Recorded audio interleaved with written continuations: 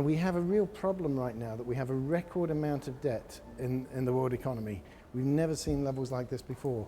And, that means two things. We have record debtors and we have record creditors as well. And Michael Hudson, who's an American professor who's part of an economics think tank that I belong to called Idea Economics, he has a great phrase that I think sums this up, which is, debt that can't be repaid won't be repaid. And so we know that there's so much debt, it's impossible to repay it. We're going to get defaults. We're going to start to see probably really high levels of default start to occur throughout that debt, whether it's the US shale, whether it's the high yield bonds that have been issued there, whether it's the Chinese corporate sector, which has seen a record amount of bond issuance.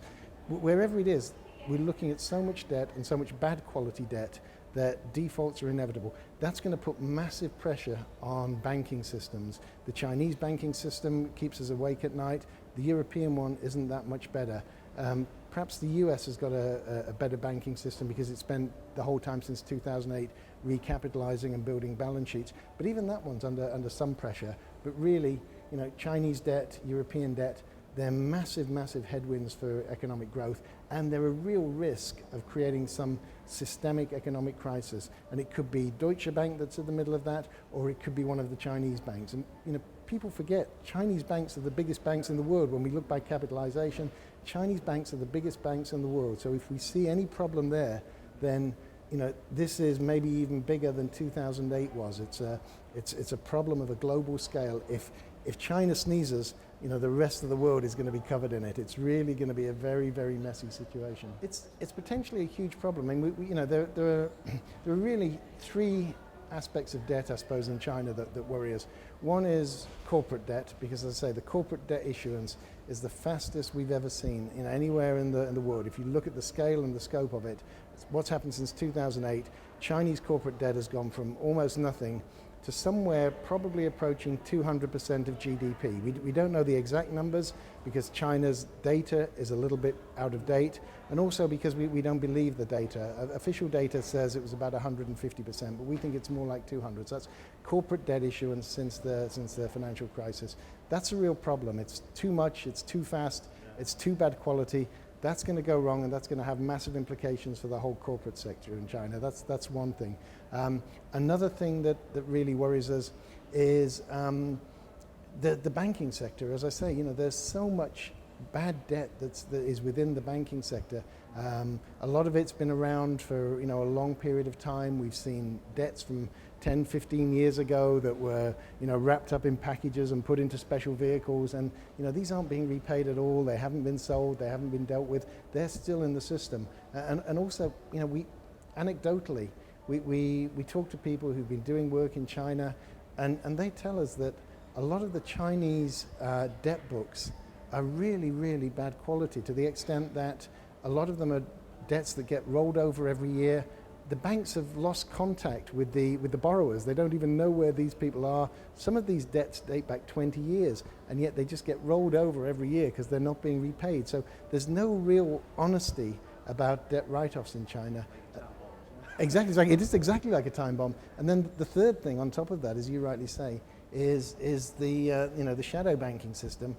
We saw what happened a little while ago. It hit the news that one of these platforms was basically a Ponzi scheme. Well, you know what? I don't think that happens in isolation. I think there's a lot of problems with the whole shadow banking and all of that. And so, any one of those three things is enough to destabilize the system.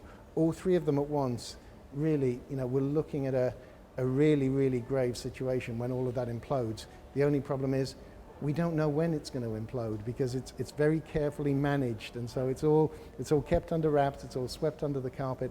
We don't really know when the bad news is going to strike.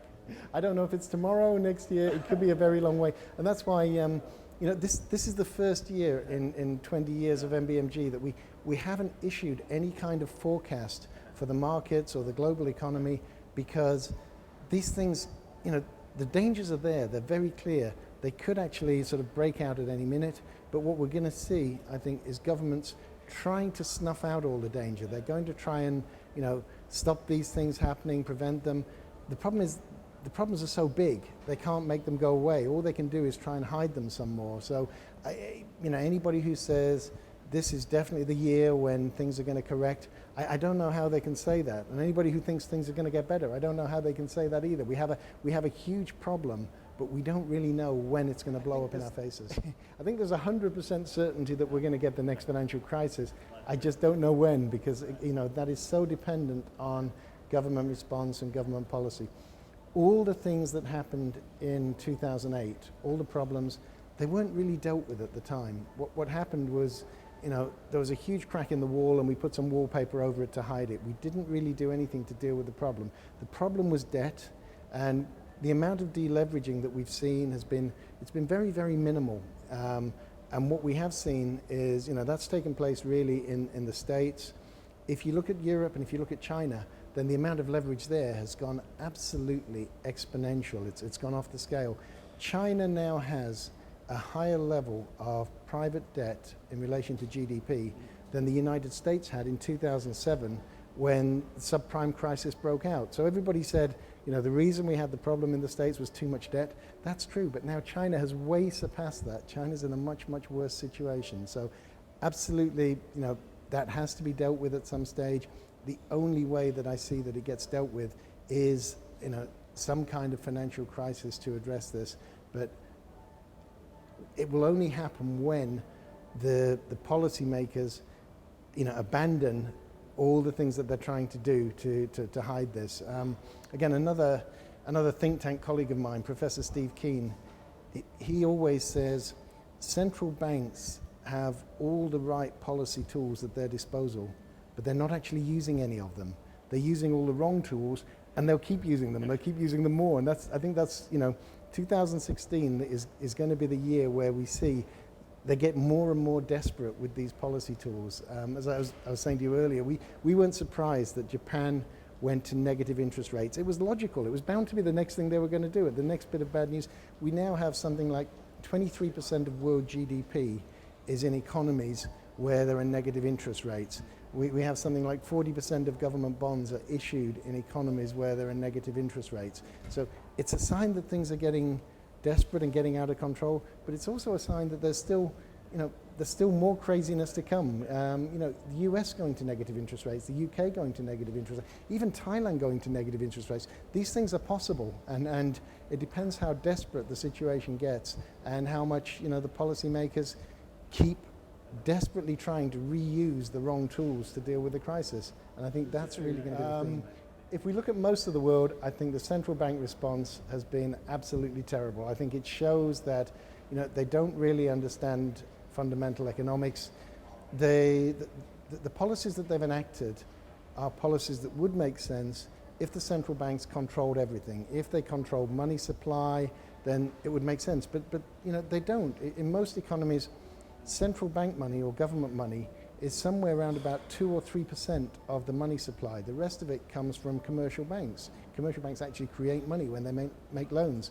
Now, the problem with that is the central banks are focusing on that tiny sort of 2%, and they're completely ignoring what happens with the other 98% of money that's in the real economy.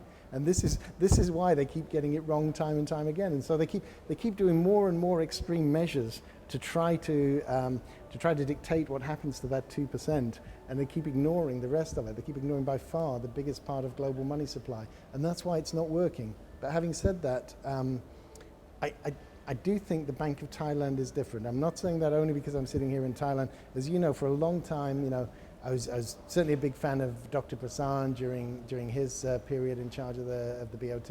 And I think the BOT policy has mainly been pretty appropriate for the circumstances here. We haven't seen this kind of craziness that we've seen from the developed economy central banks. So, and I think that's also to some extent true throughout Southeast Asia. I think if you look at even Malaysia, Indonesia, Singapore, the central banks have been reasonably sensible so far. And actually, Singaporean monetary authorities, they've done something in this crisis that the Western central banks should have done but didn't do. And that is in 2008, the Singaporean authorities the government actually mailed a check. I think it was a couple of $1,000s to every Singaporean citizen and said, right, go and spend that.